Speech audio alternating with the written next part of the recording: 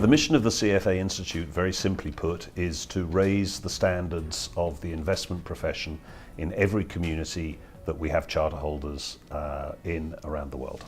The CFA Charter really benefits Portugal and Portuguese financial professionals by demonstrating that young Portuguese have been trained to a global standard. The credential is unique in that regard, in that the exam that young Portuguese people take is exactly the same as the exam that people in London or in New York take. So it is a genuine global credential that means that any young Portuguese who has the 3 letters after their name is the equivalent of any professional anywhere in the world.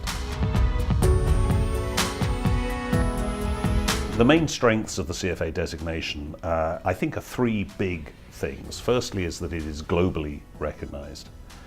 Secondly, that it is the best technical education that you can get in the financial services industry, particularly in the investment management industry. It has great breadth. It exposes young people to everything that they need to know when they start out in the investment management world.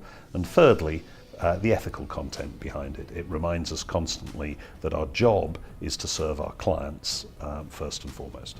One of the things that disappoints me always is because it's a global professional qualification, young people use it to create mobility in their life, to move from Portugal to North America or to London or to elsewhere. And that always disappoints me, because the work that I think that we're engaged in, the most important work that the Institute is engaged in, is trying to train professionals to work within the country that they were born in and are from.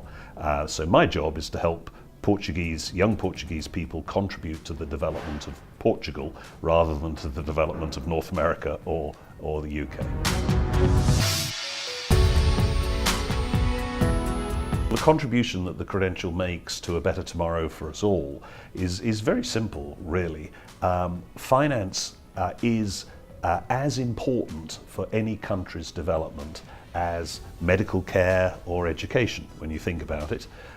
Making sure that the wealth of a nation is intermediated, is directed to projects that are going to benefit existing and future generations is indeed a noble calling when you think about it.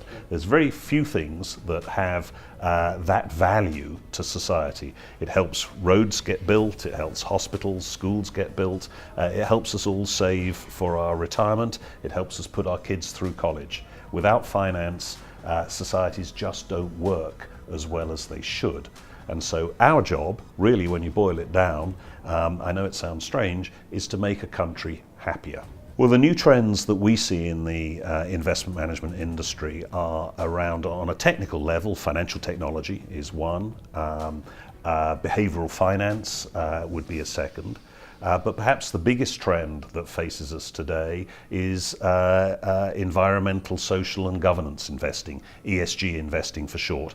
How can finance help solve some of those more deep-rooted problems that we face as a world, really, as a planet? How can we have sustainable growth in the very broadest sense of that term, not just in terms of climate change and pollution, but sustainability in terms of financial inclusion for all members of society?